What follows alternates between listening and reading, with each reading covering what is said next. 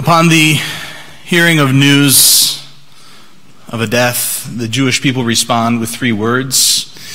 If you please repeat after me. Baruch, Dayan, Ha'emet. Blessed is the judge of truth.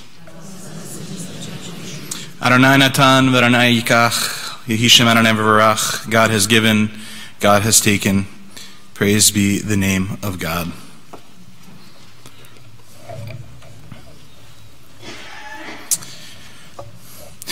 We come together this afternoon to do what is so very difficult to do. To mourn together,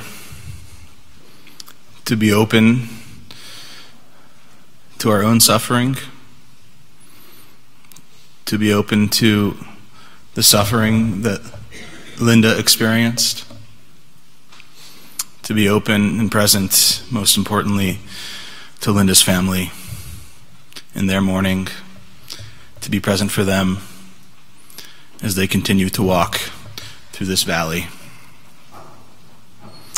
Let there be no whispering, no secrets here. Our hearts are broken. Linda took her own life. And even though it might appear that she died by her own hand, no one does this without great coercing pain. Inner suffering that seems to have no end, even though we wish she knew that no agony is forever. Source of compassion, help us to cry out loud, to hold each other gently, to live with unanswerable questions, normal feelings of anger and guilt, and this gaping hole of loss. Help us to reach out to others who are suffering, to show them our love, to say the kind word, and that this is not a choice we condone or is worth imitation. It is hard to see the divine image in the lives of those who suffer. The sun sets and rises. We put one foot in front of the other. We hold our hearts in our hands. We lift them up to you, God of eternal peace, to each other. Help us live each day. Amen. The words of Psalm 23. Mizmor David, Adonai roi lo echsar, bino desher yirbatzeni alme nuchot yanchileni. Nafshi yoshvev yanchegi b'magalet tzedek lema'an shemo. Gam ki elech begeit salmavet lo ira ra ki ata imadi. Shiftecha umishantecha, hema yanachamuni, ta'aroch lefanai shulchan neged sorarai, Dishanta v'shemen roshi kosi revaya. Ach tov v'chesed yirdefuni kol yomei chayai. V'shavti beveit Adonai le'orech yamim. Adonai is my shepherd, I shall not want. God makes me lie down in green pastures, leads me beside still waters, and restores my soul. You lead me in right paths for the sake of your name. Even when I walk in the valley of the shadow of death, I shall fear no evil, for you are with me. Your rod and your staff, they comfort me. You have set a table before me in the presence of my enemies. You have anointed my head with oil. My cup overflows. Surely goodness and mercy shall follow me all the days of my life, and I shall dwell in the house of God forever.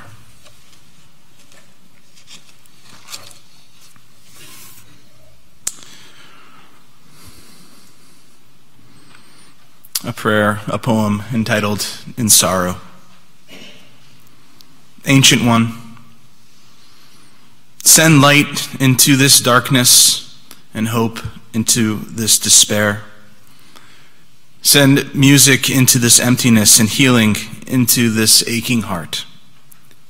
air. All I need is air. A breath to give oxygen to the anguish within. A breath to give voice to the howl in my heart. A breath to set me free. I am undone, crushed silent by sorrow, bereft by loneliness and loss, still yearning for healing, still yearning for love, still yearning for you. Ancient One, send light into this darkness and hope into this despair. Send music into this emptiness and healing into this aching heart. Psalm 121 speaks of looking out, lifting one's eyes to the mountaintops, seeing God there. And in having learned even more about Linda's life, about her love of being outdoors, I imagine she would have loved Psalm 121.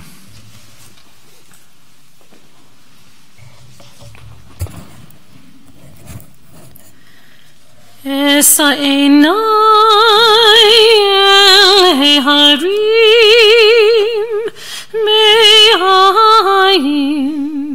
me'ayin yavo Ezri me'im Adonai ose shamayim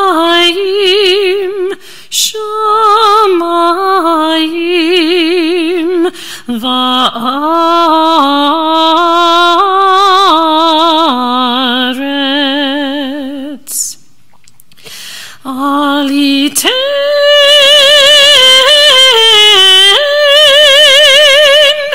lamot raglecha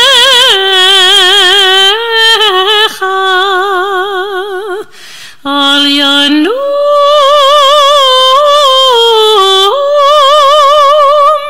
shomrecha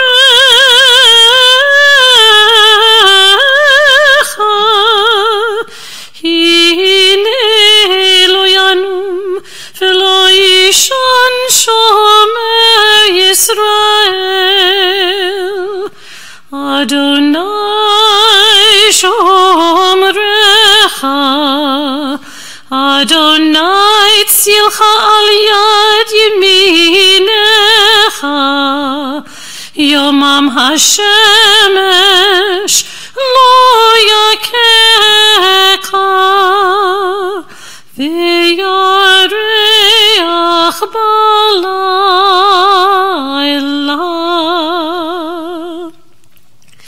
Adonai yishmorcha mikol ra ישמור את נפשך אדוני ישמור צאתך ובואך מעתה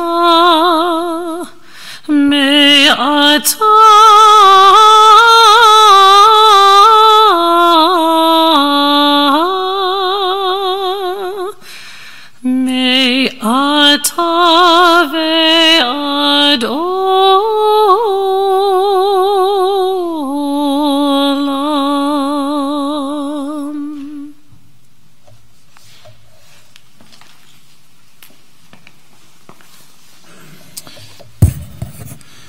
A song of ascents. I turn my eyes to the mountains. From where will my help come? My help comes from Adonai, maker of heaven and earth. Adonai will not let your foot give way. Your guardian will not slumber. The guardian of Israel neither slumbers nor sleeps. Adonai is your protection, a guardian at your right hand. By day the sun will not strike you, nor the moon by night. Adonai will guard you from all harm and guard your life. Adonai guards your going and coming, now and forever.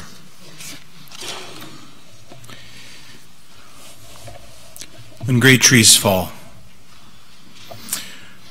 When great trees fall, rocks on distant hills shudder, lions hunker down in tall grasses, and even elephants lumber after safety.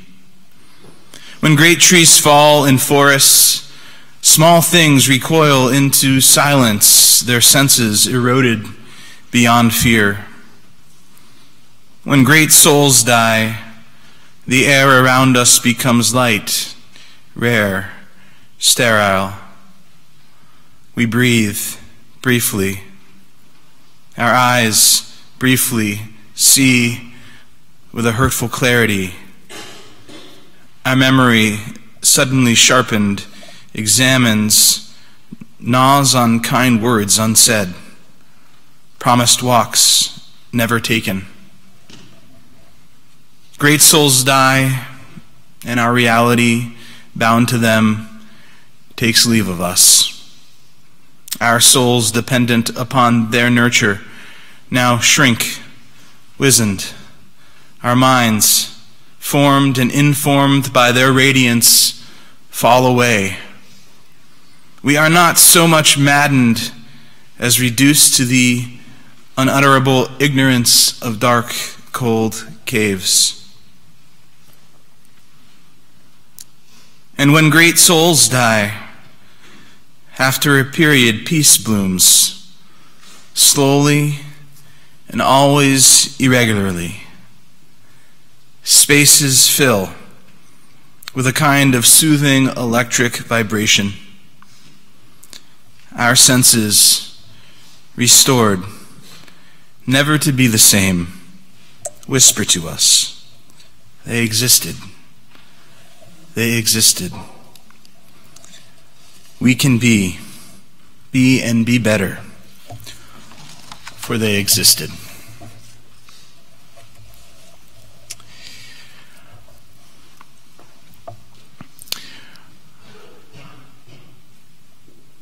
The next reading I bring talks about a good name. And I'm pretty sure, unless you were involved in Republican politics, there is not a person in this town and probably much further that would think anything other of Linda. Our rabbis taught that there are three crowns: the crown of Torah, the crown of priesthood, and the crown of royalty. But they emphasize that the crown of a good name excels them all. The book of Ecclesiastes says, Tov Shem min shemen tov, a good name is treasured above precious oil. Wealth, health, even life passes away, but a good name lives forever. It is with this view that the Talmud teaches monuments need not be erected for the righteous. Their deeds are their memorials. They will be remembered and revered for the kindness they have shown, for the love they have given. They are shining examples of what it means to be a mensch. And that is exactly what Linda was. I invite Linda's sister, Allison, to our bima.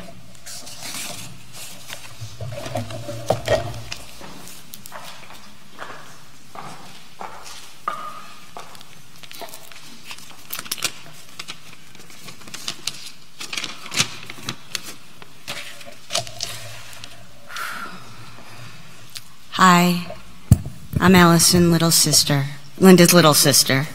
When I was a kid, and if you don't know, there's 13 years between us, Linda used to take me along on the back of her bike. For a while it was a baby seat, and then the baby seat turned into a bike rack, but I didn't mind. I just liked cruising down Tabor Drive, being brought along for the ride. When she was in high school, she would bring me to her parties and never made me feel like I was a burden. She always wanted me to feel welcome and that I belonged.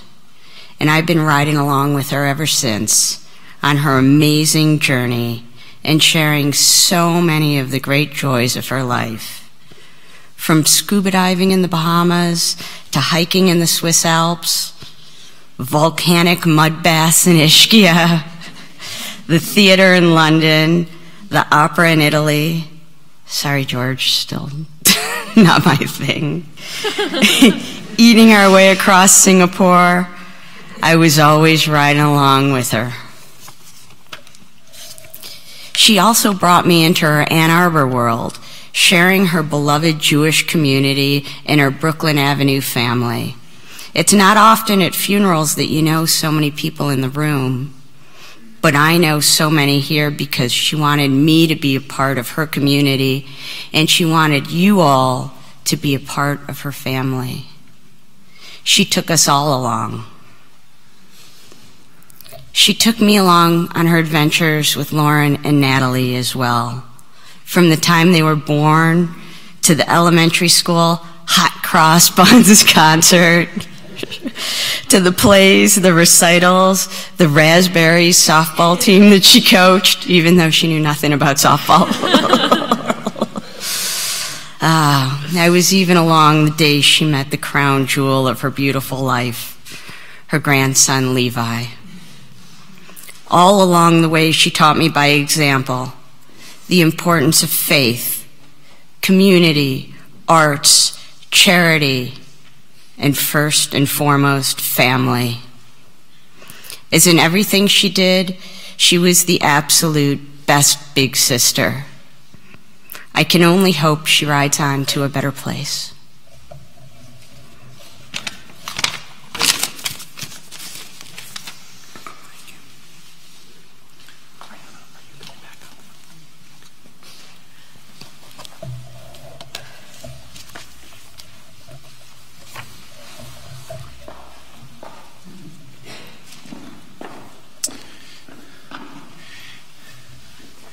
We also invite Natalie to our bima,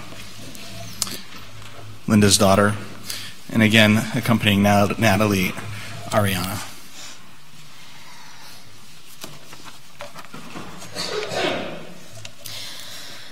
I wanted to share some words on behalf of the family. It's not easy to stand up here today, but I know Mom would have wanted me to. She valued independence in voicing her opinion and raised her two girls to do the same. When I think about my mom, I think about how she always put us girls first. She always put her family first. She's a caregiver who truly enjoyed giving to others, whether cooking to host gatherings, forcing warm gloves and hats on friends. She enjoyed relaxing over girls' time, which often included painting our nails. And she really encouraged us girls to be strong women. She was also the best kind of dog mom. In going through these past few horrible days, we are so fortunate to be surrounded by a huge network of loving and supportive family and friends. We found ourselves spending hours doing things that we know she loved these past few days, both out of habit and in celebration of her. We made face masks with our cousins, who are practically sisters. They turned a room at Lauren's into a nail salon. And we watched home videos from the late 80s. And we shared a lot of love amidst all of this sadness. And we have these close connections in all of this community because of our mother, Linda. She dedicated her life to helping others, while she unfortunately was unable to deal with her own struggles. She didn't seek help, as she did not think it would be beneficial. We tried. However, she loved building community, and as she always said, it takes a village.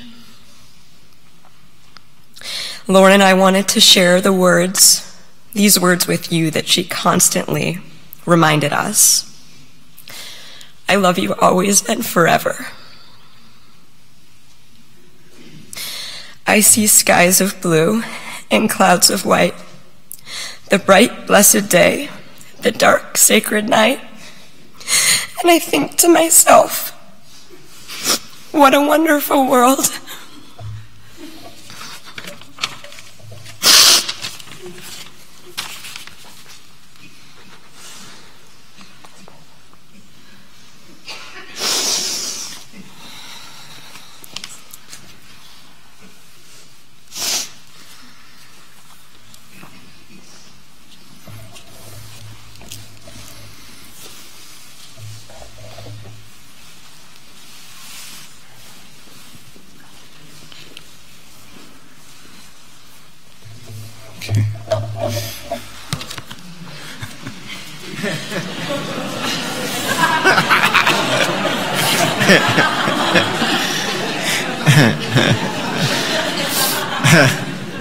I promise it won't be bad. I just wanted one thing about Linda that none of you know. You didn't know I was going to say this, so. But don't worry. Don't worry, it's all good. So we've been coming to this temple for 22 years. My son Nathan was born 22 years ago, and there's a group of us that need a place to meet. And we're a group of Brenza Bill 12-step people, and your old rabbi did not like us around, but Linda said, they're going to meet here.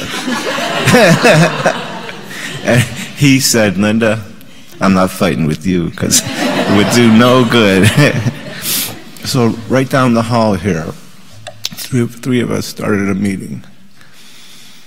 And the meeting grew and grew until the fire marshal threw us out because there were too many of us. And we had to find a new place. And oh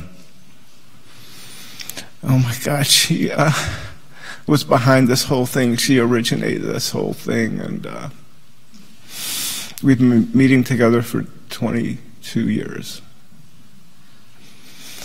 And there's been up to 250 or 300 people a week.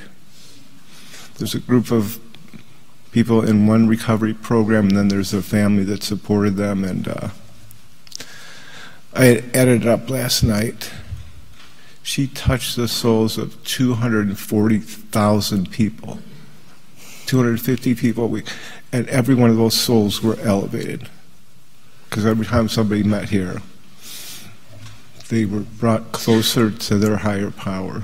And Linda's life was just like that with everybody she knew. She elevated souls. She never brought anyone down. She was always sunny, and the world is good. Wish you here tonight. So it's going to be a great day.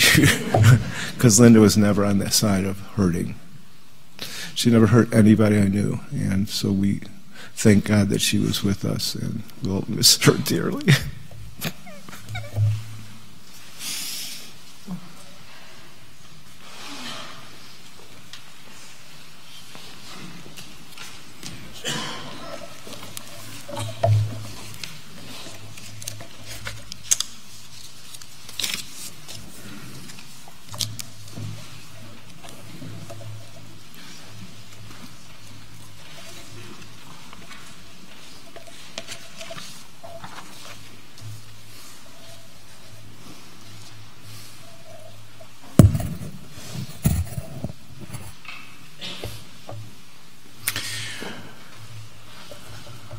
I imagine that when any of us hears the name Linda, Linda's smiling face and sparkling eyes jumps immediately into our mind. And it wasn't just any smile, it was a big smile. And Linda didn't just smile with her mouth. She didn't just smile with her face. She smiled with her entire body. Linda wasn't just happy to see us. She was excited to see us. There was something she wanted us to know, or something she wanted to hear. Seeing Linda made our day better. It filled the moments in her presence and the time following with a sustaining energy. In the days since we learned of Linda's death, and in the agonizing hours of learning the circumstances of her death, I know all of us recalled the exuberant joy we often felt from and with Linda. Linda's death has likely left many of us wondering, what didn't I know? What didn't I see? And even for those of us who knew she suffered with depression, those questions likely still resonate. In this week's Torah portion, we read of the final plagues that afflicted Pharaoh and the Egyptians. The ninth plague, darkness, was not just the lack of sunlight. The Torah describes the darkness that came over Egypt as a darkness one could touch. No, the darkness Linda felt was not sent from God.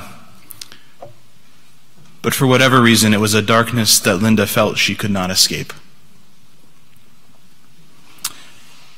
For all of us, there will be some mystery.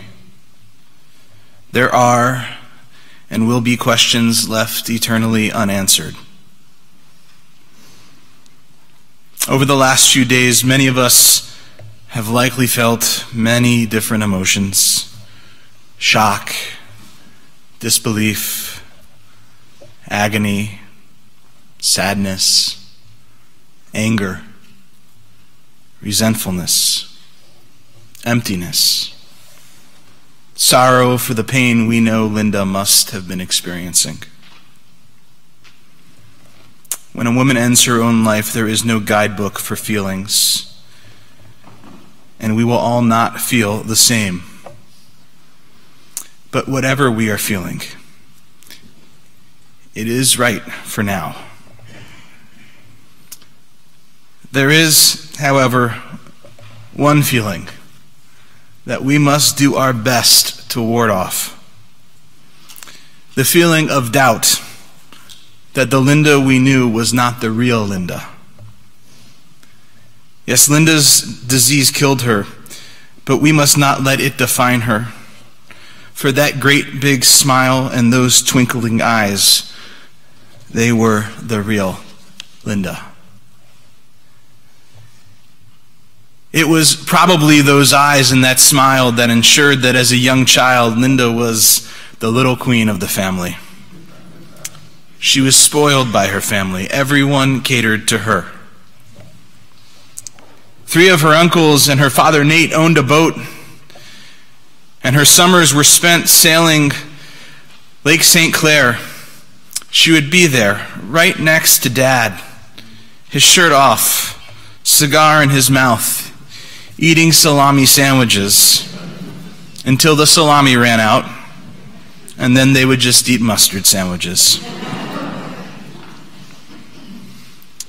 The love of water and memories of sitting next to her father would stay with Linda for the rest of her life. And Linda's love of water and sense of adventure fostered on the lake transformed into a passion for diving as a young adult. Linda enjoyed ice diving for a time. And while in Florida, she would dive in limestone springs. As much as Linda's early life was filled with love and adventure, she certainly had her hardships. Linda's mother, Harriet, suffered from a debilitating, misdiagnosed disease that brought her close to death on a number of occasions. Harriet needed a lot of help, and that help often fell on Linda. Of course, Linda wasn't just there for Mom. She was there for her entire family. She helped make sure her family continued to function and also became a mother figure to her younger sister, Allison. As we all know, and as has been remarked on already, Linda's caregiving sense wasn't just reserved for her family. She cared for all of us. Linda knew how to make a neighborhood. Even after her own children were grown and out of the house, she still had toys for neighborhood kids who would come over and play. She would vacation with her neighbors and go on walks with them all of the time. And it wasn't just the neighbors adjacent to Linda's home. It was all of Brooklyn Avenue. Linda just had a giving personality. I'm sure all of us who knew Linda have a personal story of sometime Linda went out of her way for us, brought us some smoked salmon or matzo ball chicken soup. Let's not get started on her perfect matzo ball chicken soup. But when it comes down to it, Linda knew how to show up when it counted. Linda knew what to do in difficult situations. She knew what people needed. Linda did things many of us wouldn't do or wouldn't know how to do. When her sister Allison's mother-in-law was dying, Linda walked into the room where she lay in her bed, held her hand, and helped the rest of the family be present to that death as well. Linda's confidence that she knew the right way to do things and that she was going to let everyone else know the right way was sometimes a double-edged sword. Linda's fearless ability to speak her mind sometimes left her family, well, let's put it this way. They always knew that Linda's forcefulness with her opinions came from a place of love. It came from a place of caring. And truth be told, Linda was always right anyway. Linda had a deep love for her family. She organized family reunions, finding cousins no one else had ever heard of.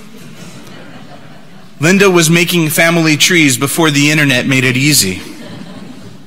There is an entire branch of the family in the South that only has contact with Linda and her siblings because of the work Linda did to bring people together. And while finding long-lost relatives was important to Linda, it was her siblings, their children, her own children, and of course her grandson, who really stole her heart.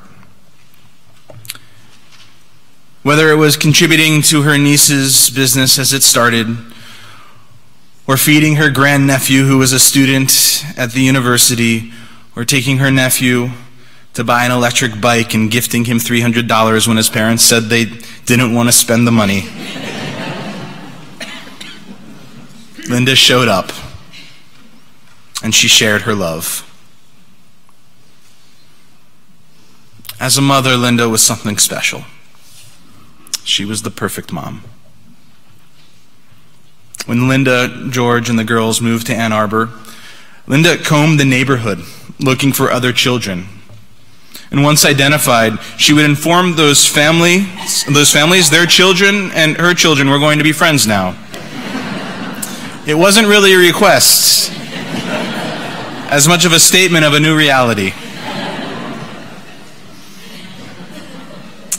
And in her two daughters, Lauren and Natalie, she strove to and succeeded in raising strong, independent women. Women who understand their self-worth, women of creativity and intelligence. And as young children, Linda also sought to protect these young girls.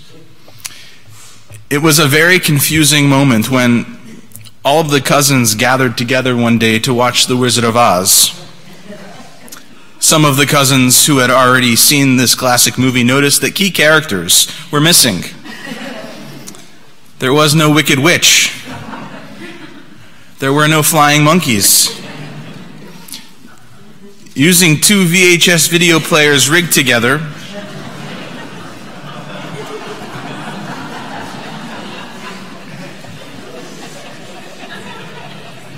Linda was able to edit out all the scary parts of the movie.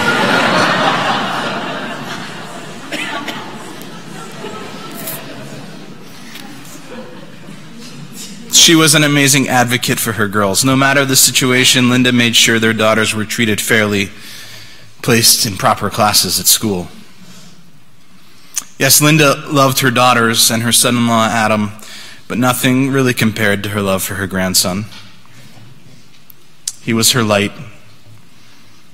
He was her everything. she brought him the most joy. She would cook and babysit for him all of the time, and she would hold him and look deeply into his eyes and say to him, "You make me so happy." Before he was born, Linda set up a room for him in her house. Linda seems to have been obsessed in the best possible way with her family, but she still had time to do so much more. She was active here at Temple Beth Emeth. She helped at JFS. She loved the Ann Arbor Symphony, and she volunteered with UMS. For many years, local Ann Arbor kids have been visiting the university with their schools to hear the music at UMS, and Linda advocated for and ensured that that experience be broadened to kids outside of the Ann Arbor area. She helped bring in over 1,000 students from Detroit to hear the music as well. And of course, we all know Linda was deeply engaged in democratic politics. Linda wanted to do the most good for the most people, even supporting candidates she didn't like. I remember a conversation I had with her in my office, because her practical nature knew that doing so would help things in the long run. However, Linda also brought her all-knowing spirit to her political work, making a few Clinton campaign leaders cry when she told them they were going to lose the race, that they were taking the win for granted. I guess Linda was always right.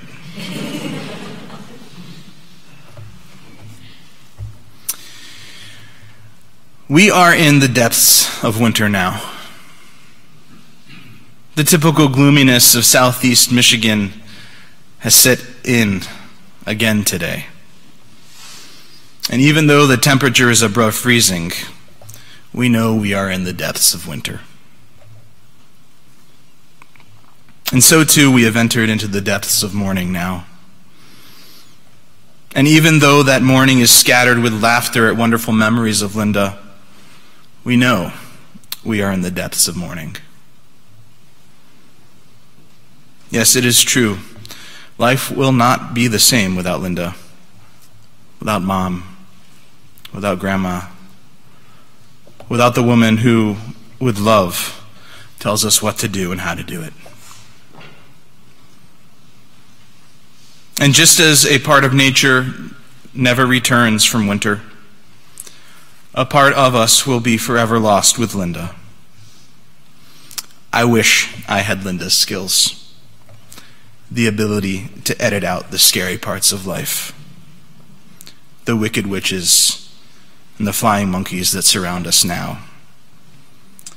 And I know we all wish we could have edited out the darkness that Linda must have felt. Yet here we are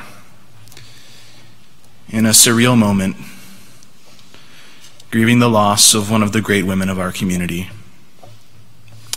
Yes, we are in the depths of our winter, but Jewish tradition teaches us, even though it feels like spring will never come, that flowers will never bloom again. Tu B'Shvat, the new year of the trees, is coming. In just a few short weeks, it will be here. No, winter will not be gone, but we will feel the peaking of spring ever so slowly.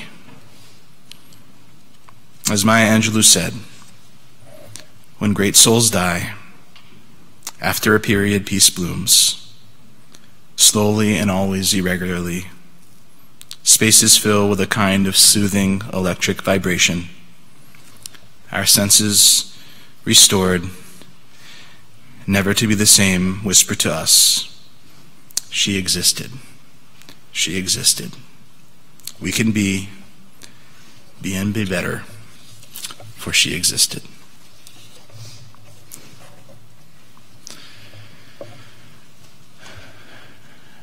As we begin to conclude this section of our service, I'll ask you to rise for El Malei Rachamim, a prayer that asks God to shelter Linda under God's wings.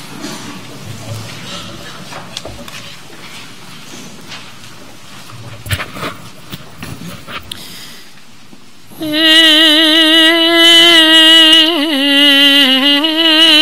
male rachamim shochen bamromim hamitzei menucha nechona tachat kanfei hashchina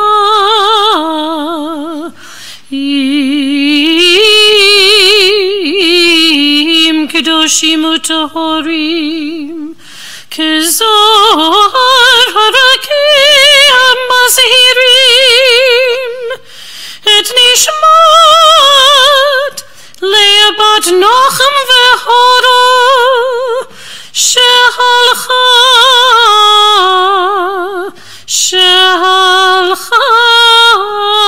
le'olama ba'al harachamim yastireha b'seter knafav le'olamim v'yitzror b'yitzror hachayim et nishmata Adonai hu nachalata v'tanuach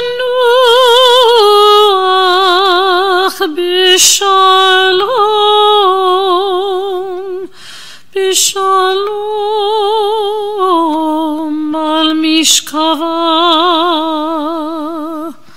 v'nomar Amen.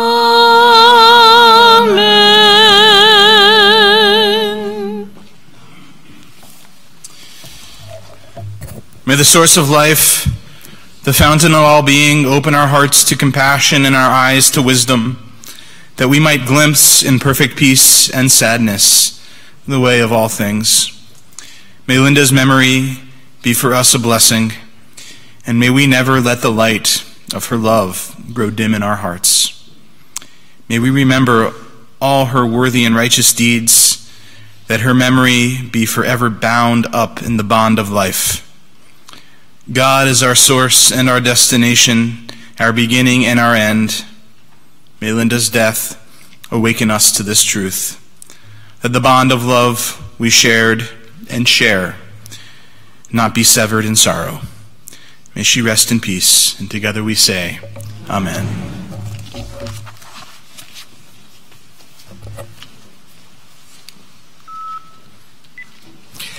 Ladies and gentlemen, in just a moment we'll call for the pallbearers. I'd like to remind everyone that there will be no formal procession to the cemetery. Those of you joining the family for the interment service at the cemetery, as the casket leaves the building or after the casket leaves the building, we would ask that you go directly to your cars so everyone can meet at the cemetery in a timely manner for the service there. Thank you.